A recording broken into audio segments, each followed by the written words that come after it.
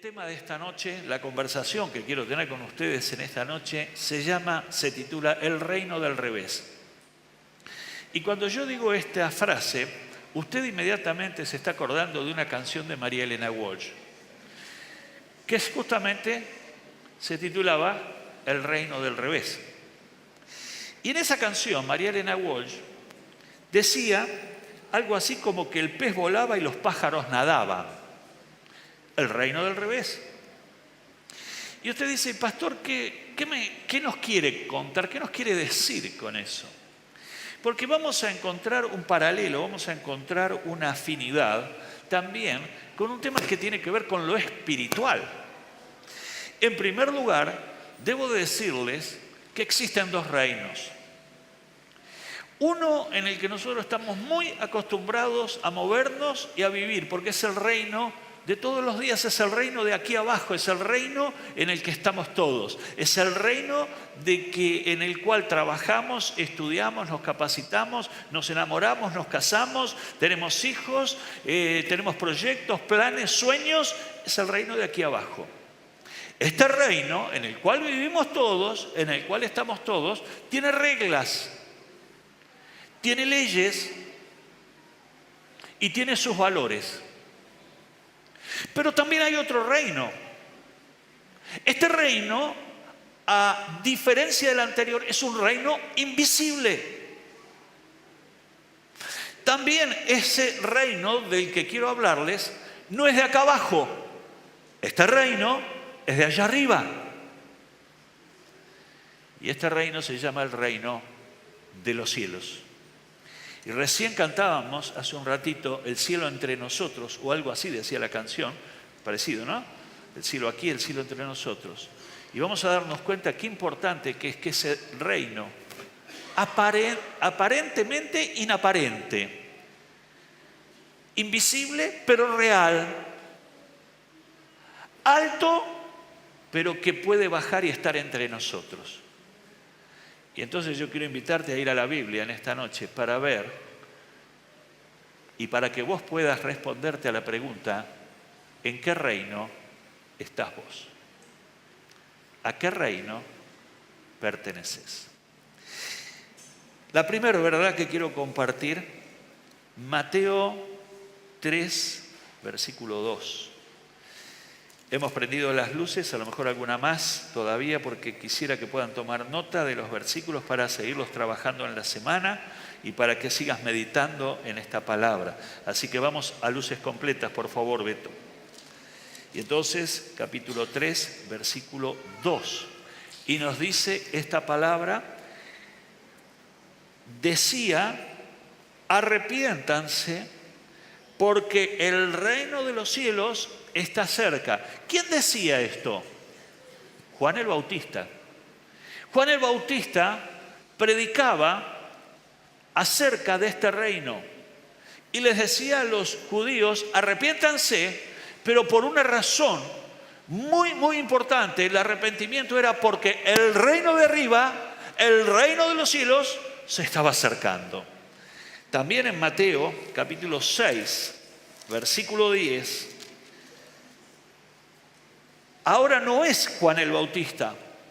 Ahora quien va a pronunciar la frase que hemos seleccionado es el propio Señor Jesucristo. Y entonces cuando le enseñaba, cuando los discípulos le dijeron a Jesús, enséñanos a orar, dice que Jesús le dijo, bueno, ustedes pueden orar de este modo, voy a darles un modelo de oración. Y entonces aquella oración que conocemos todos y muchos de ustedes de memoria, Padre nuestro que estás en los cielos, santificado sea tu nombre. ¿Y cómo sigue? No lo escucho. No lo escucho. Venga a nosotros tu reino. Jesús enseñó a los discípulos a clamar.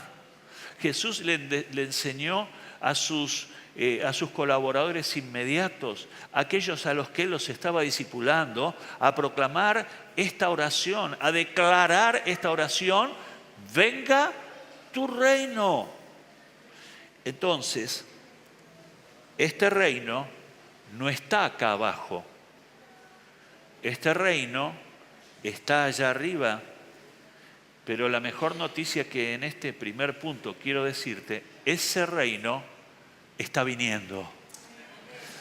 Y ese reino ya ha llegado, porque Jesucristo fue el desembarco de ese reino invisible en el reino visible para traerle salvación y para traerle libertad.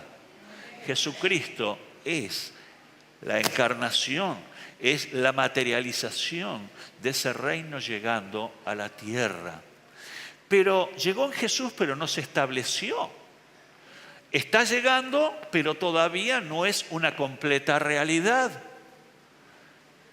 Entonces podemos decir que ese reino va viniendo y justamente se inició con la venida del Señor Jesucristo. La segunda verdad, este reino es pequeño en apariencia. Busque Mateo 13:31. Vamos a andar en Mateo, así que no nos vamos a ir muy lejos, solo al final vamos a irnos a otros dos pasajes. Pero Mateo 13:31 dice la palabra de Dios, les contó otra parábola. El reino de los cielos es como un grano de mostaza que un hombre sembró en su campo. En su casa siga leyendo el resto. Pero fíjese cómo dice Jesús, dice el reino de los cielos es como un grano de mostaza. ¿Y cómo es un grano de mostaza? Primero, me encantaría que usted conozca un grano de mostaza. Yo sé que muchos de ustedes lo han visto, pero si no lo han visto, vayan a la dietética donde trabaja María Luján y donde trabaja Carolina, y le pide, por favor, dame 3 granos de grano de mostaza. Primero que le van a complicar la vida a las dos, porque agarrar un grano de mostaza es realmente difícil por lo pequeño que es. Segundo, que el dueño del negocio los va a mirar medio mal. 50 gramos mínimo, me dice la vendedora. Bueno, ¿ves? 3 granos no puede pedir. 50 mínimo. ¿A cuánto? ¿A cuánto? María Luján, ¿a cuánto? Muy bien, muy bien. Merece un aplauso. La buena vendedora. Muy bien. Pero grano de mostaza, le invito a que, le digo en serio, no porque el tema de comprarlo, sino que conozca cómo es un grano de mostaza. Y es uno de los granos más pequeños de todos los que existen en la naturaleza. Y Jesús escogió este grano para enseñar una verdad espiritual. Y dijo, el reino de los cielos es como un grano de mostaza que un hombre sembró en su campo. Sigue diciendo el cuento, el relato de Jesús, que esa semilla germinó y se estableció en una planta de envergadura, de tamaño importante, a tal punto que las aves de los cielos vienen a justamente la planta de mostaza a poner sus nidos porque le brinda protección. Entonces, de algo tan pequeño, de algo tan insignificante, se llega a algo tan importante. Así es el reino de los cielos. Casi es insignificante, casi es inapreciable, es invisible, hemos dicho, pero sin embargo tiene una potencia y tiene una capacidad de vida que es inusitado. Es realmente algo maravilloso. Y entonces el reino es pequeño en apariencia, pero exige todo para poder obtenerlo. Fíjese lo que dice Mateo 13:44, allí mismo, tal vez en su misma página, dice, el reino de los cielos es como un tesoro escondido en un campo. Cuando un hombre lo descubrió, lo volvió a esconder y lleno de alegría fue y vendió todo lo que tenía y compró ese campo. ¿Qué está diciendo este cuento, este relato? Que un hombre descubrió un tesoro enterrado en un campo, pero el campo no era de él. Y la ley establecía que todo lo que está en ese campo pertenece a su propietario. Entonces dijo este hombre, lo voy a volver a esconder para no entrar en infracción, para no hacer un delito. Pero ¿qué voy a hacer? Voy a ir a vender todos mis bienes, todo lo que yo tengo, y voy a comprar ese campo, porque ese campo contiene un tesoro. Y esto es lo que el Señor nos quiere decir. Del mismo modo está también justamente la parábola de la perla preciosa. Dice que había un mercader que compraba perlas, habituado a la compra de perlas. Él tenía el ojo como para determinar la pureza y la finura de una perla. Y de pronto encontró la perla. La perla que era diferente a todas las que él conocía. Era excesivamente valiosa a sus ojos. Y dijo, yo quiero esa perla. ¿Y qué es lo que hizo este mercader? También fue y vendió todos sus bienes, todo lo que él tenía, todo su patrimonio, y compró la perla preciosa. Dice, así es el reino de los cielos. ¿Qué nos quiere decir? Que el reino de los cielos merece todo lo que vos tenés. El reino de los cielos exige comprarlo, obtenerlo, echar mano a cuesta de todo lo que yo tengo. Vale todo lo que tengo. Vale todo, es inapreciable. Ni siquiera todos los valores del mundo pueden ser equivalentes a su valor. Por lo tanto, merece todo lo que tenés. Comprar, obtener, llegar a ese reino, exige todo el esfuerzo. ¿A qué reino perteneces? ¿En qué reino estás? ¿Cuánto estás dispuesto por llegar a ese reino? Tercer lugar, tener este reino es también tener todo lo que yo necesito. Mateo 6:33 dice, más buscad primeramente el reino de Dios y su justicia, y todas las otras cosas vendrán como añadidura. Ese reino me da aún todo lo que yo necesito. No solo me da salvación, no solo me da eternidad, no solo descubro el valor de mi vida, el tesoro de mi corazón, sino que aún ese reino se ocupa de lo que a vos más te preocupa. Ese reino se ocupa de lo que a vos te preocupa. Buscalo primero ese reino, porque cuando llegaste a ese reino, todo lo demás que necesitas te viene por añadidura. ¿Sabes cuál es el problema nuestro? Que hemos invertido el orden. Lo que es la añadidura pasó a ser lo más importante de mi vida. Y así vive el reino de abajo. El reino de abajo acumula bienes, acumula dinero. El reino de abajo obtiene seguridad por lo que tiene, por su patrimonio, por su herencia, por su cuenta bancaria. El reino de abajo se rige por la añadidura. El reino de arriba se rige teniendo ese reino en primer lugar, porque lo demás viene por lógica consecuencia. Dios se ocupa de lo que necesitas. Escucha bien, Dios se ocupa de lo que necesitas. Escucha bien, Dios se ocupa de lo que necesitas. Dios no se ocupa de lo que vos querés.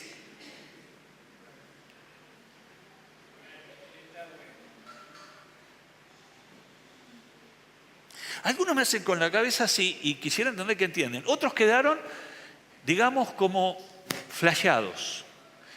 Y otros creo que no han entendido. Voy a volver a repetirlo. Este reino se ocupa de lo que necesitas, pero no se ocupa de lo que vos querés. Porque generalmente hay una diferencia entre lo que necesito realmente y entre lo que yo quiero. ¿Qué quiero? Señor, yo quiero un 0 kilómetro, quiero un Audi. Señor, yo quiero ser propietario de mi hogar. Mi casa es legítimo, por supuesto que es legítimo. Señor, quiero la zapatilla Adidas que acaba de salir en televisión. Señor, quiero el televisor de 80 pulgadas, porque ya el de 50 me quedó chico. Y Señor, no es posible que tenga este ladrillo de celular. Yo ahora quiero un 4G. Entonces el reino de abajo se rige así. En el reino de abajo, estas son las reglas. En el reino de arriba, las reglas son otras. Dios se va a ocupar de lo que necesitas y no de lo que vos querés. El reino de arriba no es la lámpara de Aladino. El reino de arriba es nuestro proveedor que nos ama. No hay necesidad de frotarlo. Búscalo primero. Busca primero el reino de Dios y su justicia y te va a venir todo como añadidura. ¿Qué es todo? Lo que realmente necesitas. no lo que realmente estás queriendo, soñando, pensando, anhelando.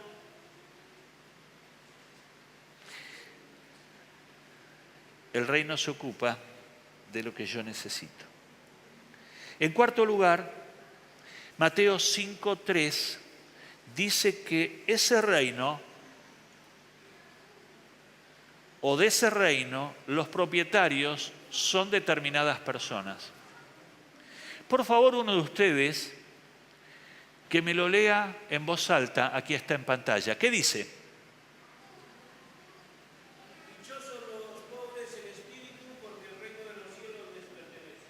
Vamos a dar vuelta a la frase. ¿De quién es el reino de los cielos?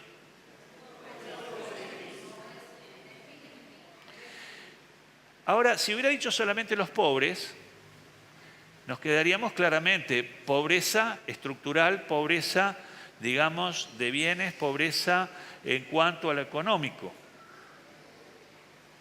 Pero la pobreza de la que habla el Señor Jesús aquí no es la pobreza material, sino es la pobreza espiritual. ¿Y qué es un pobre de espíritu? ¿Quién es el pobre de espíritu? El pobre de espíritu es aquel que no tiene nada y que todo y en todo depende de Dios. O sea, se autotitula, yo soy pobre, por lo tanto, todo lo que Dios tiene para mi vida es lo que yo necesito.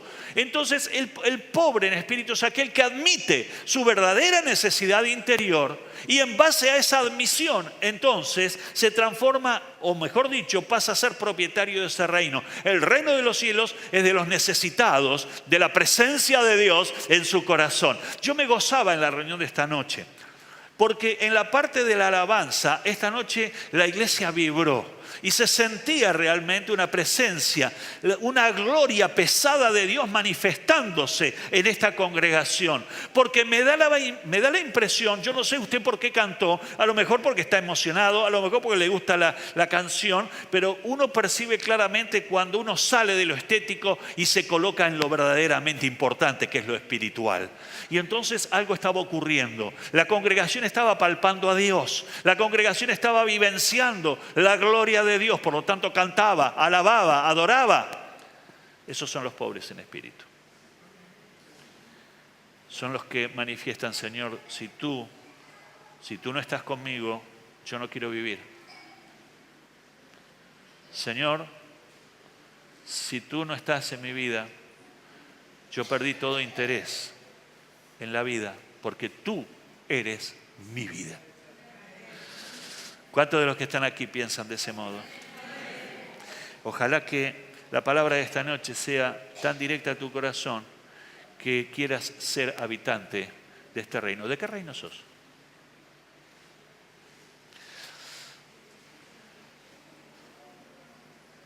Pero no solo los pobres en espíritu son propietarios de este reino.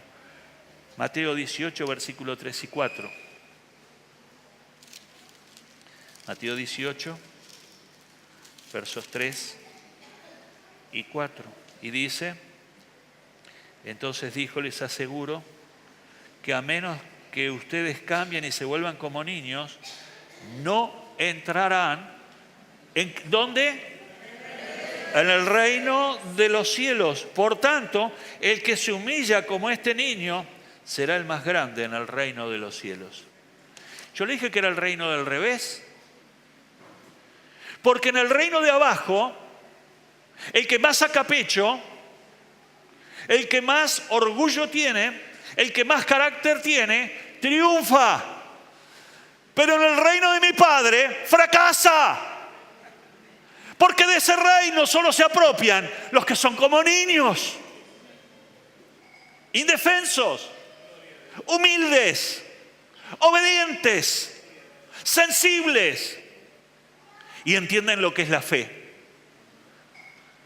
Yo les conté el domingo pasado la lección que mi nieta nos dio a toda la familia.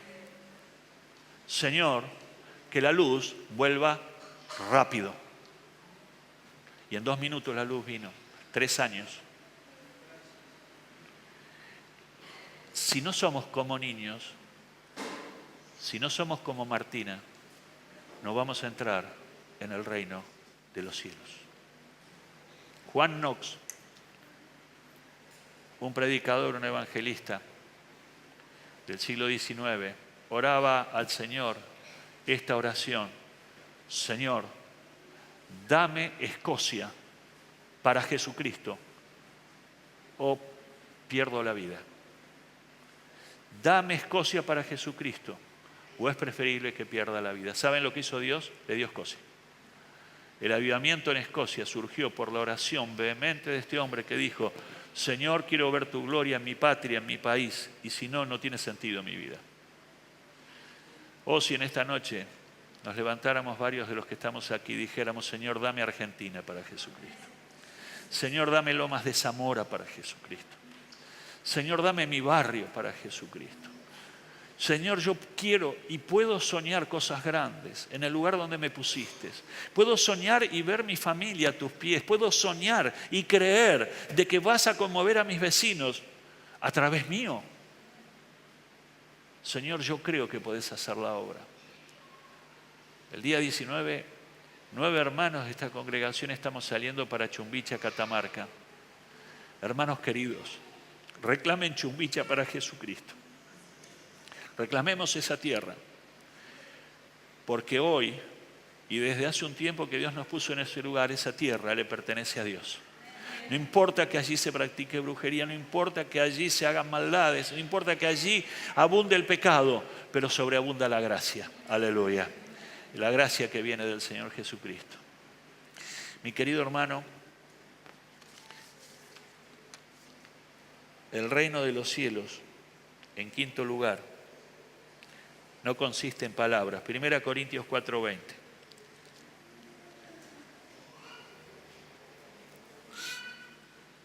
Porque el reino de Dios no es cuestión de palabras, sino de...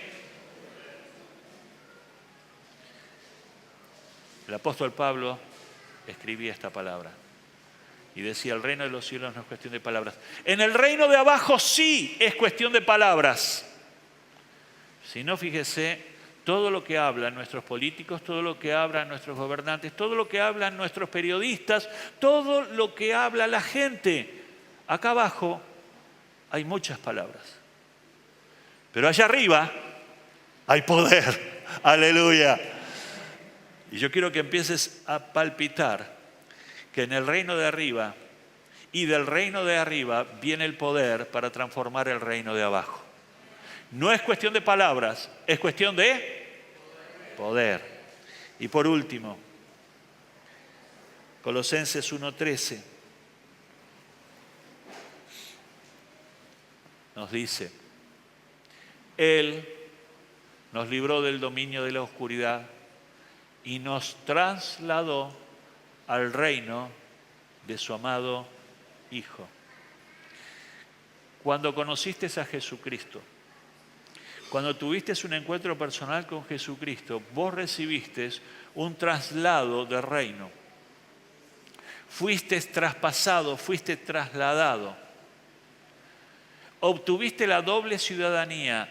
Estás viviendo aquí abajo, pero sos de arriba.